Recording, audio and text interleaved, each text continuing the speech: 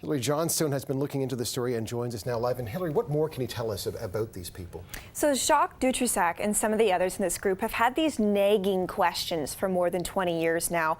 They say they've always thought this was mind-boggling. That's the word that they kept using over and over again. But whenever they would ask their doctors about this, they were always told that this is likely a coincidence and that they really didn't have any answers for them. So they're now hoping that they might finally get some clarity on all of this. It's amazing the coincidence is alarming, you know.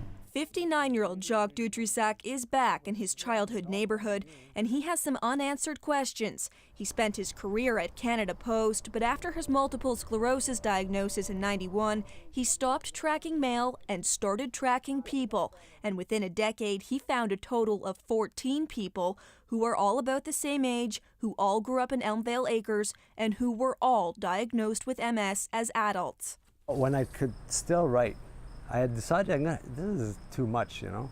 So I had started writing all the names of the people.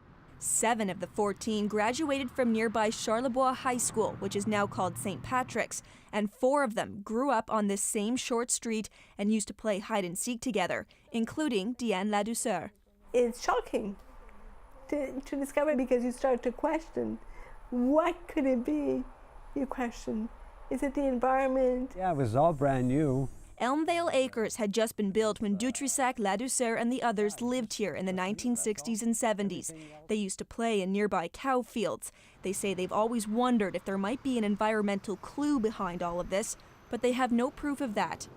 Canada has the highest rate of MS in the world, and Dutrisac says he wonders if this group is part of something called an MS cluster. And a cluster is the perception of a high number of cases of a disease, either at a specific time or in a certain area.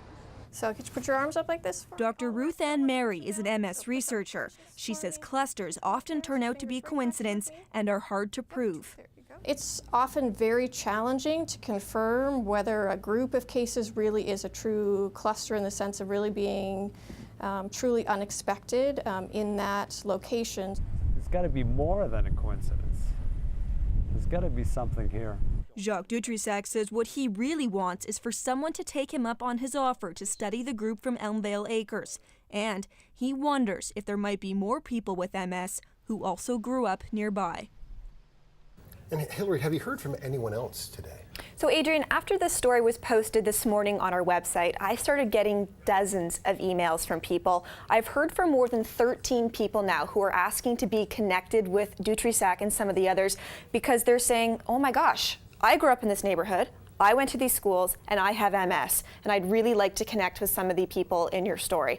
And then I've also heard from people as far away as Sudan in Africa, from Brazil, and then from straight across Canada, people saying, sharing their stories of this is how MS has affected me, and I'm so intrigued and so interested in this group and what they've managed to do. And how unusual is this really? So Canada has the highest rate of MS in the world. There are 100,000 Canadians with the disease. So that's about 1 in 350 people. But when you try and find out how many people in a city, in Ottawa, for example, how many people in Ottawa have MS, there aren't numbers for that. Because MS isn't an infectious disease, you're not required to report it if you have it. So when I asked Ottawa Public Health about how many people here have MS, they said, we don't have numbers for you on that. And that's part of the problem for researchers if they want to investigate something like this. Okay, Hilary, thanks so much. Thank you. Hilary Johnstone reporting.